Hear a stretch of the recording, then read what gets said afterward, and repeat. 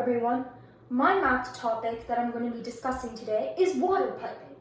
So what is water piping? Water piping is a method one uses to find the number of points from one point to paths from one point to another point along a grid. If this explanation makes absolutely no sense to you, it's best if I show you instead of telling you. Suppose you live in a neighborhood and your school is thankfully close enough to home that you can just walk from school to home.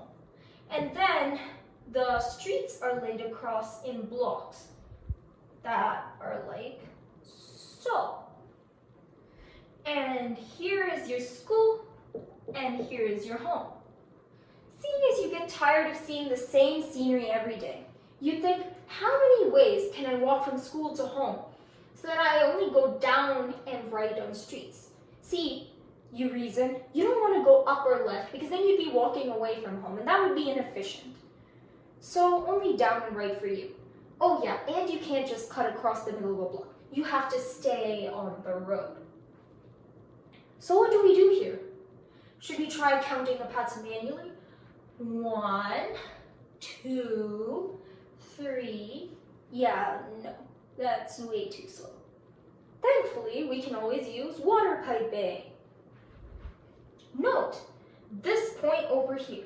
We can only reach this point over here one way from start.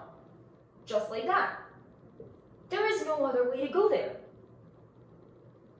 Similarly, this point has only one way to reach it from start. So we'll mark that point as 1 as well. In fact, why don't we mark all these points as 1, seeing as there's only one way to reach there from start without going up or left.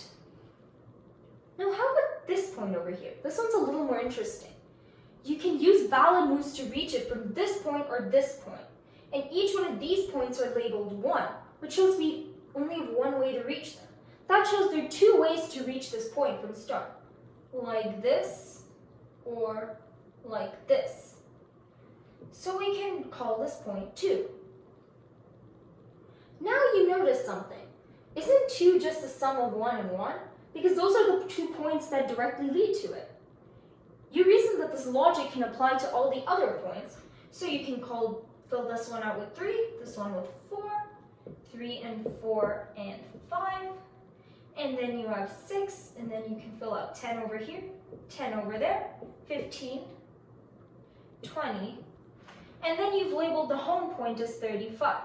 That shows that there are 35 ways to get from school to home. Now, you may be thinking, that sounds super slow, but it's also not super fast. In fact, I know a formula to get there faster. Well, there is a formula. And for those of you who don't know this formula, it depends on the fact that we noticed that home is 3 blocks down and 4 blocks right from school. So, and each path can be summarized as 7 moves, 4 being moves to the right and 3 being moves down. So isn't the number of paths just the number of ways to arrange 3 moves down and 4 moves to the right? Of course, this would be 7 choose 3, which is equal to 35. Yay, we've just verified water piping. You might think that the formula is actually a lot faster than water piping. So let me show you what water piping is really good for. Plot twist. Remember when I said that you couldn't just cut across the block? I lied. Sorry. Now in this new scenario, you can. Apart from streets that go down and right, you also have the option of cutting across the middle on a diagonal that goes down right. Wait just a moment as I draw it up. To each block, we can add diagonal roads.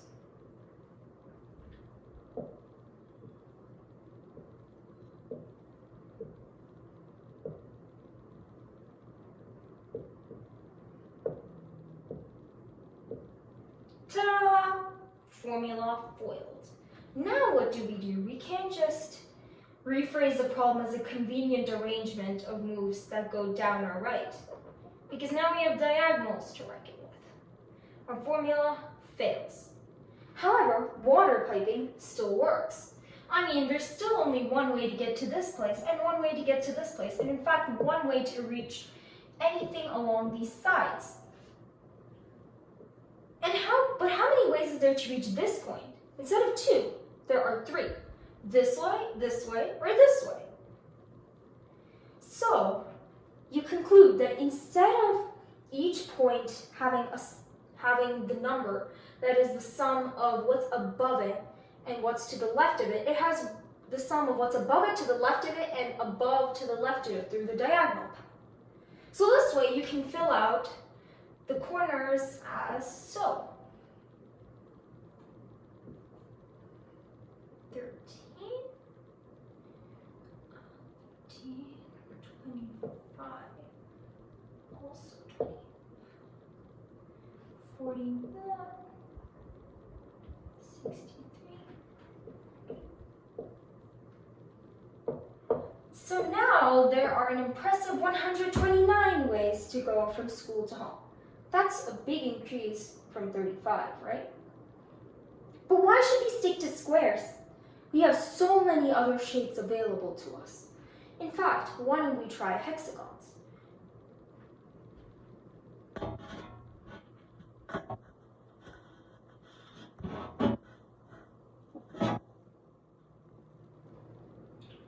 Here is a honeycomb of hexagons.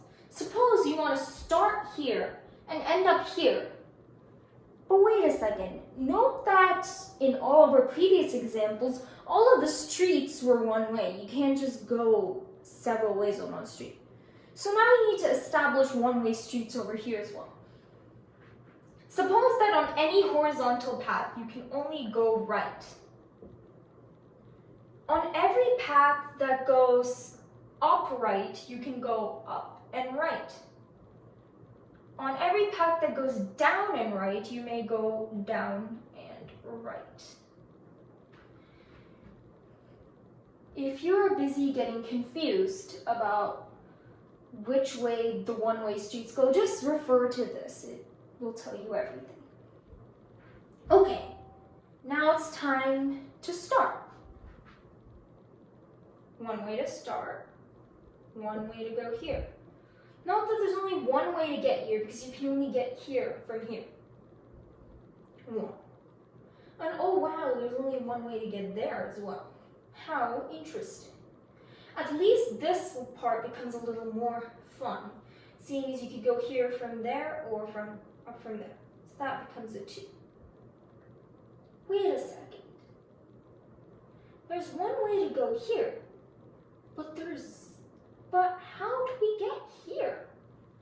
We just said over here that you can't just go up and left. You can only go down and right. That means that you just can't go here. Apparently, some cells have been blocked off. In fact, if you can't go there, you can't go here either. And you can't go here. And you can't go here. And you can't go here. Thankfully, you can go here. Although you can only go here one way. This shows that water piping can still work on hexagons. Well, I'll spare you the torture of watching me fill this out, and I'll just fill it out real fast for you. Yay! Finally, our complicated hexagon diagram has been filled, complete with forbidden corners. So we conclude that there are 70 ways to get from the starting point to the end point. Now let me show you one last cool thing you can do with a Pascal's triangle. First, let me draw something that might seem a little strange. A diagonal chessboard.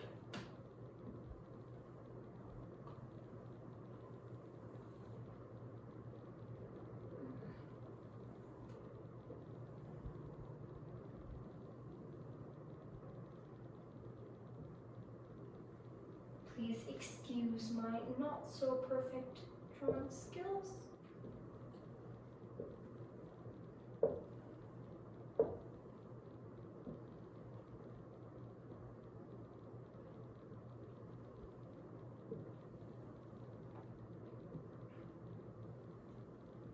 Ta-da! Diagonal chessboard draw. So, this time we start on a square. This one, right over here. And we want to figure out how many ways there are to get to this square that I have marked out with all these arrows. So there's one way to get to each of these squares. Note you can't just hop squares diagonally, you have to move this way or that way. So obviously you can just mark these out as ones, ones, ones, ones, ones, ones, ones. Note that the setup is symmetrical, meaning you can reflect what you do. So this would be 3, 4, 5, 6, 7, 8. And by the symmetry, 3, 4, 5, 6, 7, 8. Once again, I don't think you want to see me draw out this whole thing. So I'll just quickly draw it and then talk more. Look at this. It's just like the problem we talked about first with the grid and everything. Only it's much bigger, resulting in an impressive 3,432 ways to reach this bottom square from this top one up here. But remember when we talked about that other way to find out how many ways there is to get there? That involves calculating the types and amount of moves required? Let's think about this again. Take a look at this 21 over here. We can think about it as being the sum of the 15 and 6, but there's another way to think about it as well. To reach it from this 1 over here, we need to take 2 moves in this direction and 5 moves in this direction. So basically, it's equal to 7 choose 2, which is in fact 21. Isn't that nice? Now, some of you may be thinking, oh wow, now that you've written it diagonally, doesn't this thing look very familiar? It is familiar because it's known as the Pascal triangle. Yes, this chessboard is a slice of the Pascal triangle. The Pascal triangle is created when you make each number the sum of the 2 numbers above it, which is basically the water piping algorithm. But another way to create the Pascal triangle is saying this is 1. This is 0, choose 0. How many ways are there to pick 0 objects from 0 objects? Only 1. This is 1, choose 0, this is 1, choose 1. This is 2, choose 0, 2, choose 1, and 2, choose 2. And then, of course, if we go down the rows like this, we get 7, choose 0, 7, choose 1, 7, choose 2. Remember this? And now we even know why, thanks to our way of thinking about paths and, ultimately, water piping. Thank you.